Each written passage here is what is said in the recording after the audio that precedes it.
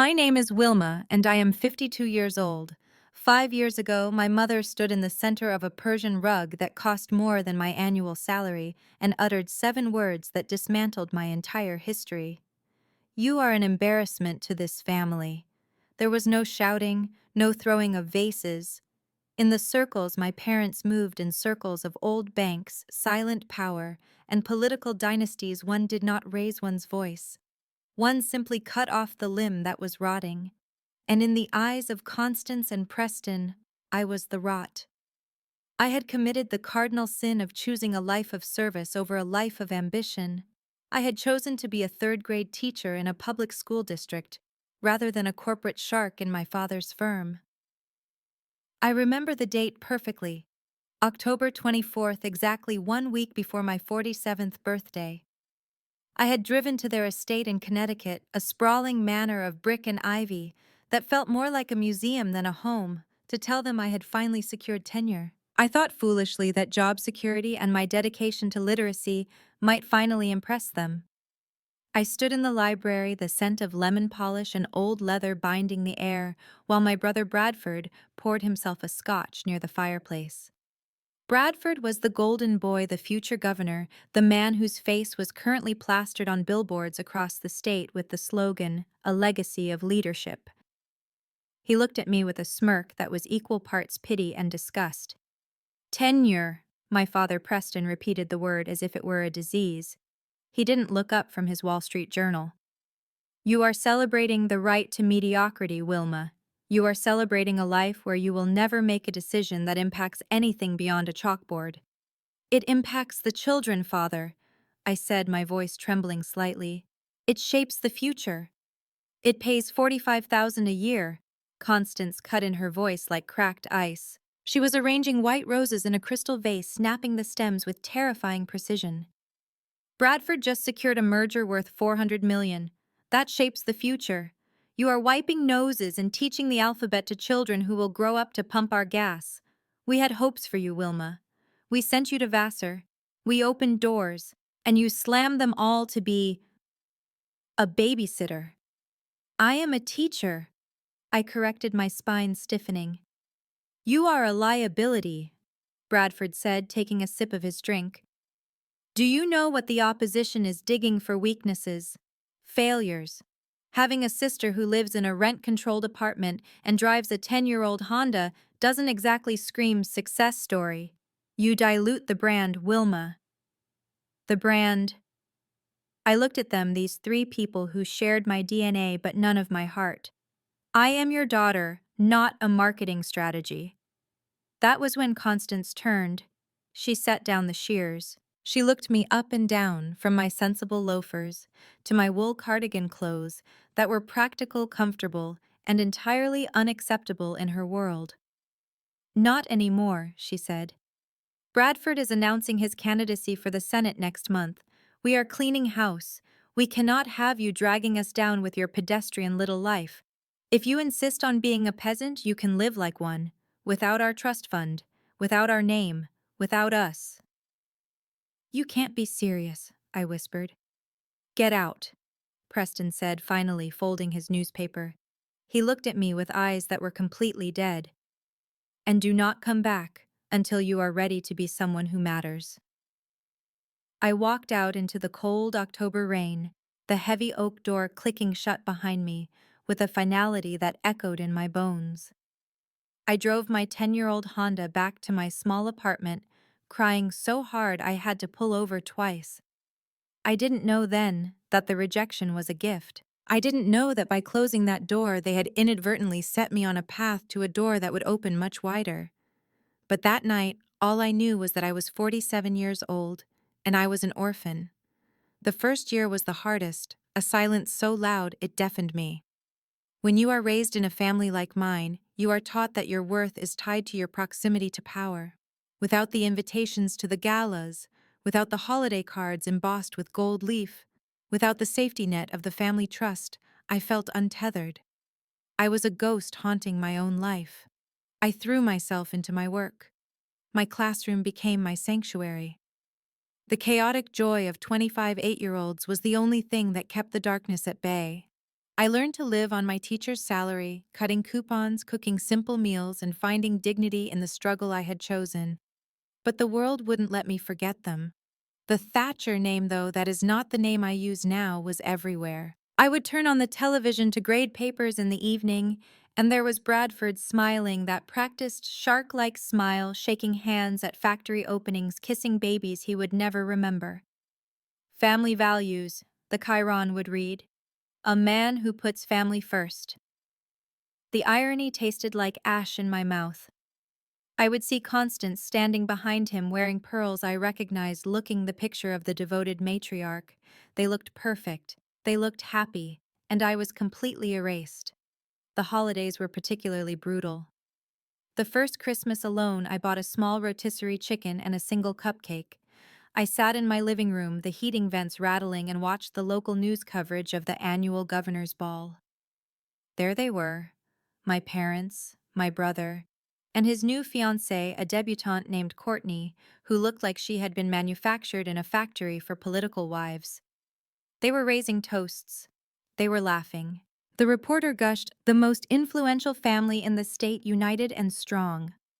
I realized then that they hadn't just disowned me, they had rewritten reality. In their narrative, I didn't exist. I wasn't the black sheep. I was the invisible sheep. I looked at the photos on my mantelpiece, pictures of me with them from years ago, and I took them down one by one. I placed them in a shoebox and shoved it to the back of my closet. If I was invisible to them, I had to stop looking for myself in their reflection. I began to find solace in the anonymity of the city. I became a regular at the public library at the small park near my school, and at a dusty, unpretentious diner called Sal's, where the coffee was strong and the waitresses called everyone honey.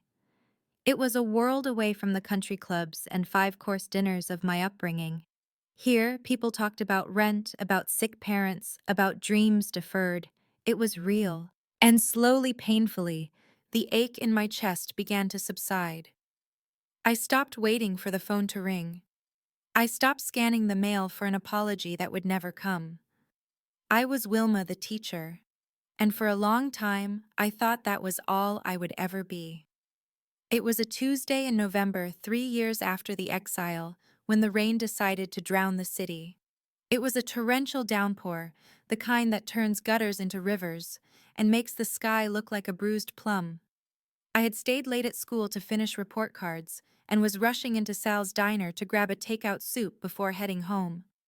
My umbrella had inverted in the wind, and I was wrestling with it at the entrance when I heard a sharp gasp and the sound of papers scattering. Just inside the vestibule, an elderly woman had slipped on the wet tile. She hadn't fallen completely, but she was clutching the doorframe, her cane skittering across the floor. Her purse had overturned, spilling contents everywhere, a leather-bound agenda, a pair of spectacles, and a sheaf of file folders that were now soaking up the puddle from dripping umbrellas. "Oh no!" she exclaimed, her voice distressed but not panicked. She was dressed impeccably, a camel hair coat, a silk scarf tied with effortless grace, and gloves that looked like soft kidskin. She was clearly out of place in Sal's, yet she didn't look down on it. She just looked like a woman in a predicament. "Don't move," I said, dropping my broken umbrella and rushing to her side. "Let me help you. Are you hurt?" "Only my dignity," she said with a wry smile, straightening her coat. "And perhaps my filing system." I crouched down, ignoring the mud on my own coat, and began gathering her papers. They weren't just random papers. They looked like board minutes, financial reports, dense text with high-level headers. I wiped them off as best I could with a napkin from my pocket. I retrieved her glasses and her cane. "Here," I said, handing them to her. "The ink ran a little on this top one, but I think it's legible." "Thank you, my dear," she said, looking at me with eyes that were a piercing, intelligent blue. They were eyes that had seen everything and judged most of it wanting, but at that moment, they were warm. "Most people stepped right over me. You stopped." "It's just rain and paper," I said, brushing off my knees. "I'm Wilma." "Margaret," she replied, extending a gloved hand. "And I believe I owe you a cup of coffee, Wilma. Unless you have somewhere urgent to be." I hesitated. I had grading to do. I had a lonely apartment waiting. But something about Margaret, a quiet strength, a resemblance to the grandmother I wished I'd had made me stay. Coffee sounds wonderful. We sat in a booth near the window. Margaret ordered black coffee, and to my surprise, a slice of cherry pie. My husband Arthur forbids me from eating sugar at home, she confided with a mischievous twinkle. He thinks he's my doctor, not my husband. So Sal's is my illicit rendezvous. We talked for 2 hours. I expected the usual surface-level chat about the weather, but Margaret asked real questions. She asked what I did, and when I told her I was a teacher, she didn't flinch. She didn't ask why I wasn't something more. Instead, she leaned in. That is the noblest profession, Schweich, she said firmly. To shape a mind is to shape the world. Tell me, what is the biggest challenge your students face? I found myself pouring my heart out about the lack of funding the kids who came to school hungry, the struggle to make them believe they mattered in a world that ignored them. I spoke with a passion I hadn't realized I was suppressing. Margaret listened, really listened, nodding, asking sharp, insightful questions about district policies and resource allocation. You speak with great eloquence, Wilma, she observed as we finally stood to leave. You have the diction of a diplomat, but the heart of a servant. It's a rare combination. I was raised to be a diplomat, I said, a shadow crossing my face. I chose to be a servant. Margaret looked at me for a long moment, analyzing me in a way that felt like being scanned by an X-ray. Well, she said softly, I think you chose correctly. Would you join Arthur and me for dinner this Sunday? I think he would find you fascinating, and I promise the food will be better than Sal's. The house was in the old historic district, the part of the city where the driveways were gravel and the trees were older than the Constitution. I arrived in my Honda parking behind a sleek black sedan that looked like it belonged to a head of state. I almost turned around. I knew this world. I knew the judgment that lived behind these heavy drapes. But I remembered Margaret's eyes, and I walked up the steps. The interior was not cold like my parents' home. It was cluttered with life. Books were stacked on side tables, not decorative books, but books with cracked spines and bookmarks sticking out. There were oil paintings of landscapes, but also framed drawings that looked like they were done by grandchildren. It smelled of roasting rosemary and old paper. Wilma. Margaret greeted me wearing a soft velvet dress. She led me to the study, where a man was sitting in a wingback chair reading a biography of Churchill. Arthur, this is the rescuer of my files, Margaret announced. Arthur stood up. He was a tall man, slightly stooped with age, with white hair and a face etched with laugh lines. He took my hand in both of his.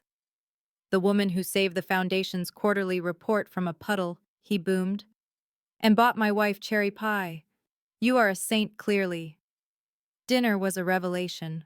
We sat at a smaller table in a sunroom, not the cavernous formal dining room. The conversation flowed like a river. We talked about history, about art, about the ethics of modern governance. Arthur and Margaret were wealthy, that was obvious, but they were not like my parents. They were curious. They debated ideas, not people. When Arthur asked about my family, I froze. The old instinct to lie, to invent a backstory, rose up. But looking at them, I felt I owed them the truth. I don't speak to my family, I said quietly, setting down my fork. They had different expectations for me. I am a teacher. They wanted a CEO. We parted ways. I waited for the shift, the awkward silence, the polite change of subject. Instead, Arthur nodded slowly. A tree that refuses to bend to the wind eventually breaks, he said. But sometimes a sapling must be transplanted to thrive. It sounds like you transplanted yourself, Wilma. It took courage, Margaret added, refilling my wine glass. To walk away from expectation is the hardest thing a person can do. We are proud to know you, Wilma. I felt tears prick my eyes. For the first time in 5 years, I was sitting at a table with parental figures and I wasn't being measured. I was just being fed. Sunday dinners became our ritual. For the next 2 years, I was a fixture at the house on Chestnut Street. I became the daughter they never had. Their own children lived in Europe, and were distant, busy figures. I helped Arthur with his crossword puzzles. I went to the symphony with Margaret. I learned that they were philanthropists, that they sat on boards of hospitals and universities, but they were private. Wealth screams, wealth whispers, Arthur would say. But influence is silent. I didn't understand the extent of that influence until the autumn of the election year. My brother Bradford was running for governor now. His face was inescapable. He was polling well, riding a wave of populist rhetoric and corporate backing. My parents must have been in ecstasy. One Sunday I arrived early at Margaret and Arthur's to find the driveway full of black SUVs. Men with earpieces were standing by the gate. I parked down the street and walked up, worried something was wrong. As I entered the hallway, the study door opened and a group of men in suits walked out. I recognized two of them. One was the current state senator, the other was the head of the largest energy conglomerate in the region. They nodded to Arthur, who stood at the door looking stern and powerful in a way I hadn't seen before. "We appreciate your guidance, Arthur," the senator said. "We'll wait for your signal." "You'll have my decision on Tuesday," Arthur said. His voice wasn't the jovial boom of Sunday dinner. It was the voice of a king. When the men left, Arthur saw me. His face softened immediately. "Wilma, you're early. Forgive the traffic." "Arthur," I said, stepping into the study. Who are you?" He sighed and sat down, gesturing for me to take the chair opposite him. "I am a retired investor, Wilma. You know that." "Retired investors don't have senators waiting for their signal," I said. Margaret entered the room carrying a tray of tea. "Tell her, Arthur. She's smart enough to figure it out." Arthur looked at me. "Have you ever heard of the Vanguard Coalition?" I gasped. The Vanguard Coalition was a myth, a shadow organization of the state's wealthiest families, who essentially vetted and funded political candidates. If the Vanguard backed you, you won. If they blocked you, you starved for funding. "You run the Vanguard," I whispered. "We founded it," Margaret corrected, pouring tea, "to ensure that the people running this state had at least a modicum of integrity, a low bar lately." "And Bradford?" I started, then stopped. I had never told them my last name. I used my middle name, Dean, as my surname in my new life. To them, I was Wilma Dean. They didn't know Bradford Thatcher was my brother. "Bradford Thatcher." Arthur spat the name out with distaste. "He's the front-runner. He's been begging for a meeting with us for months. He wants the Vanguard endorsement. Without it, his campaign in the final stretch is vulnerable." "He's a hollow suit," Margaret said, handing me a cup. "He has no moral compass. He treats his staff like cattle, and his parents, Preston and Constance. They are social climbers of the worst variety. We've known them for decades. We tolerate them at the opera, but we would never trust them with power." My heart hammered against my ribs. I sat there holding a china teacup, realizing that the two people who loved me for being a teacher held the fate of the family that despised me in their hands. "You don't like them," I managed to say. "I detest bullies," Arthur said. "And that entire family is built on bullying. They act as if they are American royalty, but they lack the nobility of spirit. They threw their own daughter out, you know. Rumor has it she wanted to be a nurse or a teacher and they cut her off. Can you imagine disowning a child for wanting to help others?" I looked down at my tea. The truth was sitting there, ready to be spoken. I am that daughter. But fear seized me. If I told them, would they think I had used them? Would they think I befriended them just to get to the Vanguard? Or worse, would they associate me with the rot of the Thatcher line? "That's terrible," I said softly. "It is," Margaret said. "And it is exactly why Bradford Thatcher will not be getting our money, but keep that under your hat, dear. The announcement isn't until election eve." The week before the election, the air in the city was electric. And then the past came crashing down. I was in my classroom erasing the chalkboard after school. The kids had just left. The door opened and I expected the janitor. Instead, the scent of Chanel No. 5 hit me before I turned around. Constance stood in the doorway. She looked older. her face pulled tight with cosmetic surgery, her suit a sharp, aggressive red. "Hello, Wilma." I dropped the eraser, chalk dust plumed in the air. "Mother." She stepped inside, looking around the room with blatant sneer. The finger paintings, the alphabet charts, the worn desks. "So, this is where you've been hiding. It smells like wet wool and mediocrity." "What do you want?" I asked, gripping the edge of my desk. "How did you find me?" "We have resources, Wilma. Unlike you." She walked to a student's desk and ran a gloved finger over it, checking for dust. "Bradford is going to win.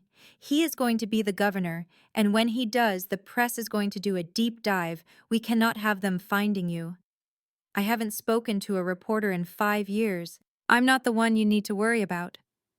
"Your existence is the worry," she snapped. "A spinster schoolteacher living in a walk-up. It invites questions. It suggests dysfunction. We need you to go away." "I am away. I'm right here minding my own business." "Not far enough." She reached into her bag and pulled out a thick envelope. "This is a contract and a check. $50,000. You will take a sabbatical. You will move to, oh, I don't know, Arizona, Wyoming, somewhere silent. You will sign a non-disclosure agreement stating you have no relationship with the Thatcher family and that you chose to distance yourself for personal mental health reasons." "You want me to say I'm crazy?" I laughed, a bitter, sharp sound. "So Bradford looks stable." "I want you to be a good sister for once in your life," she hissed. "If you don't sign this, Wilma, I will make your life here impossible. I know the superintendent of this district. I know the landlords in this neighborhood. I can have you fired for incompetence. I can have you evicted. I can scrub this little life you've built until there is nothing left." She placed the envelope on my desk. "You have until election night. If you aren't gone by the time the polls close, I will ruin you." She turned and walked out, leaving the door open. I stood there shaking, looking at the envelope. I knew she wasn't bluffing. They had the power to crush me. I was just a teacher. They were the Thatchers. I went to Sunday dinner that week looking like a ghost. I couldn't eat Arthur's roast beef. I couldn't focus on Margaret's story about her garden club. "Wilma," Arthur said, setting down his wineglass. "You look like you're heading to a funeral. What is it?" I looked at them, the only people who had shown me unconditional kindness. If I left for Arizona, I would lose them too. I would lose everything again. I have a problem," I began. "A legal problem." "Tell us," Margaret said, her voice steel. "I can't," I said. "It's complicated, but I might have to leave town." "Nonsense," Arthur said. "Nobody leaves town unless they've robbed a bank. Did you rob a bank, Wilma?" "No." "Then you are staying. Listen, Wilma. Tuesday is election night. The Vanguard is hosting the gala at the Grand Hotel. It's going to be a circus, but we want you there. We need sensible people around us to keep us sane." "I can't go to a political gala, Arthur. I don't belong there." "You belong where we are," Margaret said firmly. "I bought you a dress. It's midnight blue. It will bring out your eyes. Please, Wilma. Humor an old woman. Come with us. Whatever this trouble is, we can look at it in the morning. But don't let fear make your decisions." I thought about Constance's threat.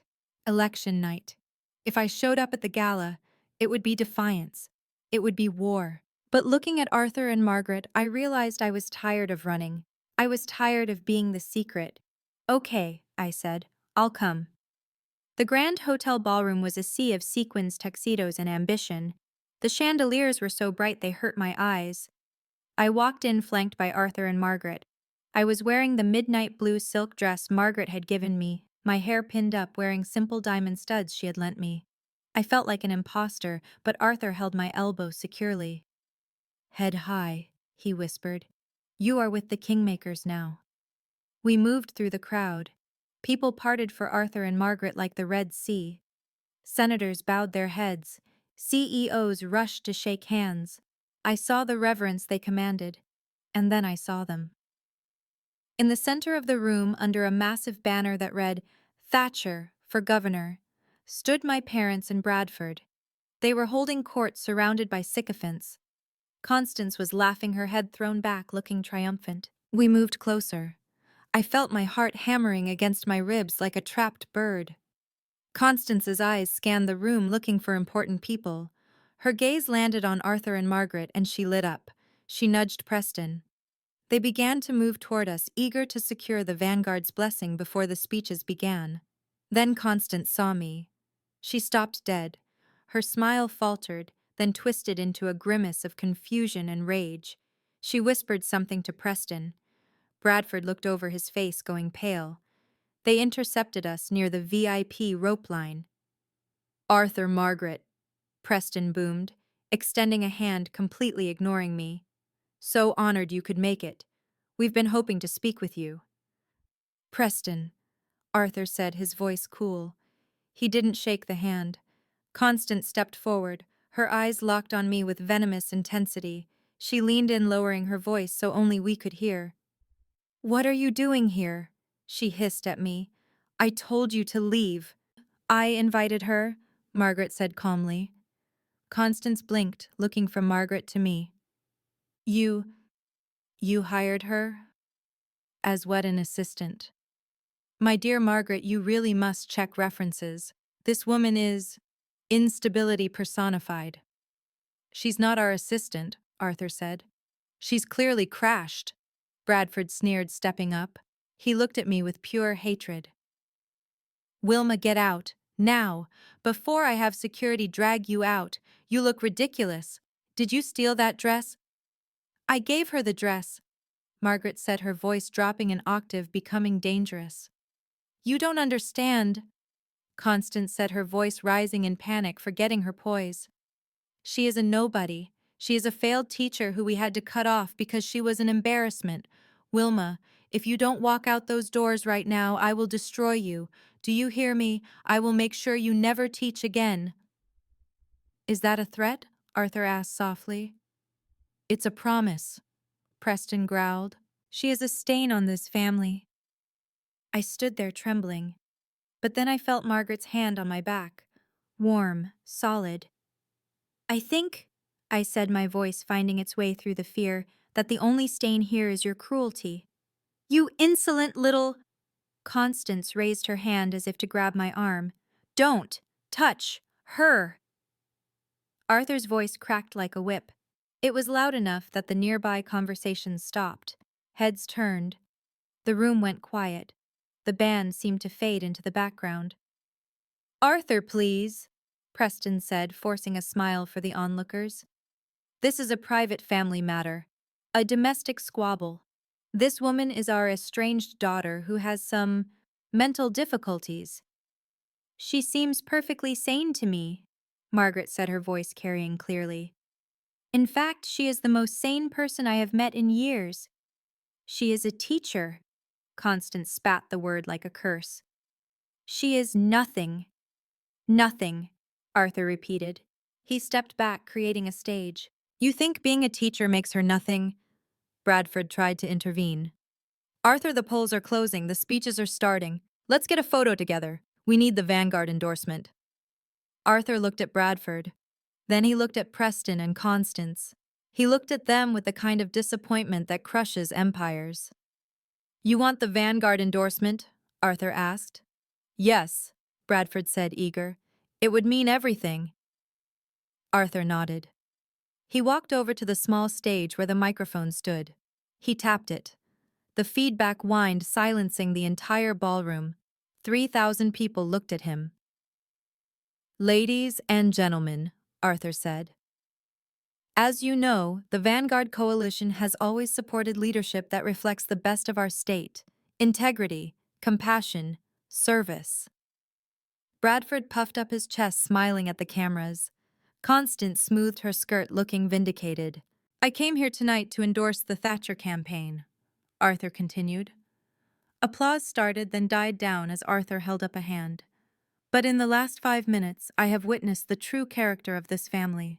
I have watched them threaten, belittle, and disown a woman simply because she chose to educate children rather than chase power. The room gasped. The silence was absolute. Constance went white. They called her nothing, Arthur said, his voice shaking with righteous anger. They called her an embarrassment. Well, I am here to tell you that Wilma Dean is not nothing. Arthur gestured to me. Wilma, come here. I couldn't move. Margaret nudged me. Go, darling. I walked up the steps, my legs shaking. I stood next to Arthur. This woman, Arthur said, putting an arm around my shoulder, is a hero. She spends her days shaping the minds of the future, while her family spends their days shaping their own bank accounts. She is kind, she is brilliant, and she is the daughter of my heart.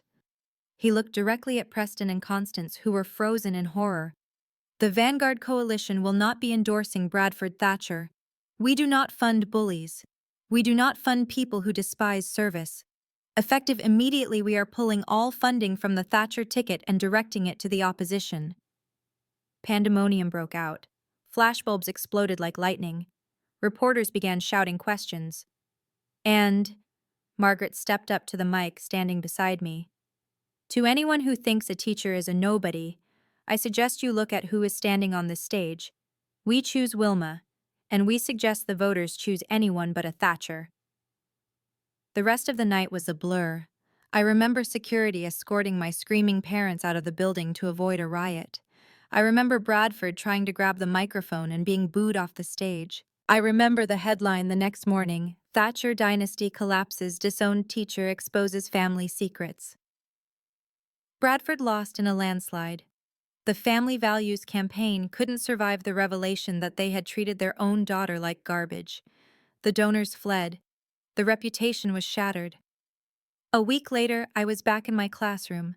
The media storm had been intense, but Arthur and Margaret had hired a team to protect my privacy. I was grading papers when the door opened. It was Preston and Constance. They looked shrunken, defeated. They weren't wearing designer suits. They were wearing rumpled clothes. Wilma, Preston said. His voice was cracked. We wanted to talk, Constance said. She tried to smile, but it looked like a grimace. We were thinking, perhaps we were too harsh. We miss you. We want to be a family again. I sat at my desk looking at them. I saw what they were doing. They weren't sorry. They were broke. They had lost their status, and now they wanted to attach themselves to the woman who had the favor of the kingmakers. They wanted a way back in through me. No, I said. Wilma, please. Constance stepped forward. We're your parents. You made it very clear that I was an investment that didn't pay off, I said calmly. And now that my stock has gone up, you want to buy back in. That's not how family works. That's how business works. And I am not a business. We have nowhere else to go, Preston whispered. The club revoked our membership. The firm is pushing me out. I hear Arizona is nice, I said, echoing Constance's words from the week before. Or Wyoming, somewhere silent. I stood up and walked to the door. Please leave. I have a lesson plan to finish, and my real parents, Arthur and Margaret, are expecting me for dinner. I held the door open. They looked at me one last time, seeing not the failure they had invented, but the woman who had surpassed them. They walked out and I closed the door. I went back to my desk. I picked up a piece of chalk. I wrote the day's date on the board. My name is Wilma. I am just a teacher. And that is everything I ever wanted to be. Thank you for listening to my story. It took me a long time to realize that dignity isn't inherited. It's built day by day in the choices we make. If you have ever felt invisible in your own family, or if you have ever been made to feel small for doing good work, please know that you matter. The right people will find you, and they will cherish you. If this story resonated with you, please like and subscribe to the channel. It helps us share more stories of truth and justice. And tell me in the comments, have you ever had to choose your dignity over your family? I'd love to hear your story.